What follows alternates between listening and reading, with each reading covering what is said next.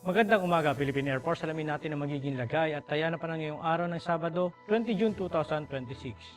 Para sa ating synoptic situation, ang ating monomonitor na bagyo ay naging isang tropical storm category na nga kagabi. Ito'y huling namataan kaninang alas 3 ng umaga sa layong 1,655 km east ng southeastern Luzon. Ito'y may taglay na hangin na 75 km per hour malapit sa gitna at may pagbugso na umaabot ng 90 km per hour. Ito'y kumikilos west-northwestward sa bilis na 25 km per hour. Ito'y may international name na Mekala na galing sa bansang Thailand na ibig sabihin is God of Thunder. Samantala, ang trap ng bagyong si Tropical Storm Mekala ang siyang nakakaapekto naman dito sa may Eastern Visayas at Northeastern ng Mindanao. Patuloy namang nakakaapekto ang easterlies o mainit na hangin na nanggagaling sa dagat Pasipiko dito sa Central at Southern Luzon.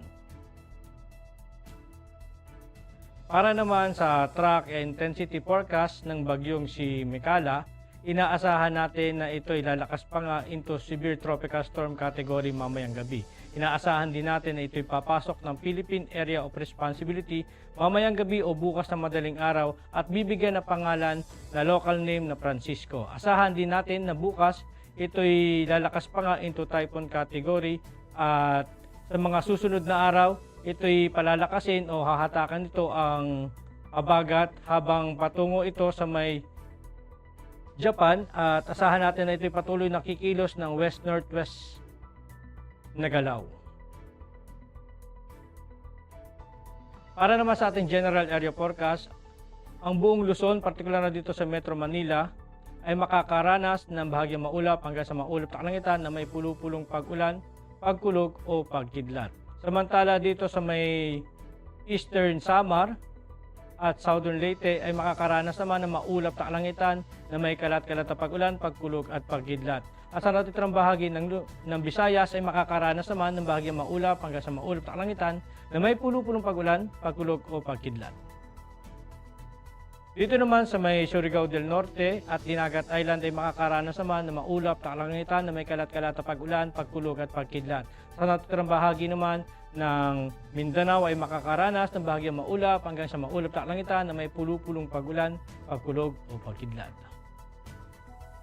Dulot nga ng trap ng Tropical Storm Mekala, asahan natin dito sa Eastern Samar, Southern Leyte, Dinagat Island, Surigao del Norte ay makakaranas ito ng main hazard na convergence of moist air causing widespread cloudiness and rain.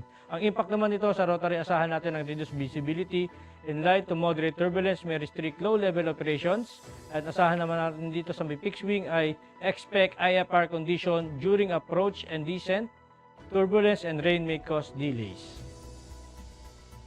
Dito naman sa Metro Manila, Central Luzon, Calabarzon, Mimaropa at Bicol Region, dulot naman ito ng easterlies. Asahan natin ang main hazard na warm and humid air from the Pacific enhancing convective activity.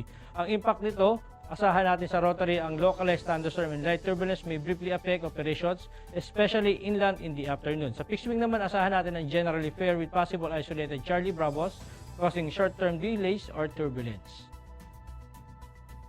Para naman sa natitirang bahagi ng ating bansa, dulot naman ng localized thunderstorm, asahan natin ang main hazard na afternoon convective development producing gas fronts and heavy rain.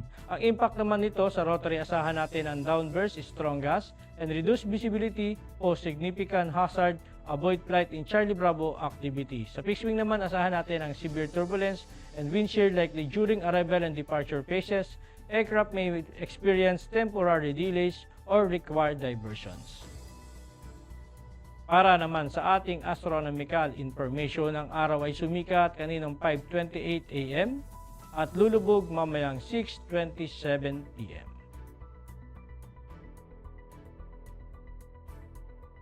Meron naman tayong moon illumination na 35% increasing.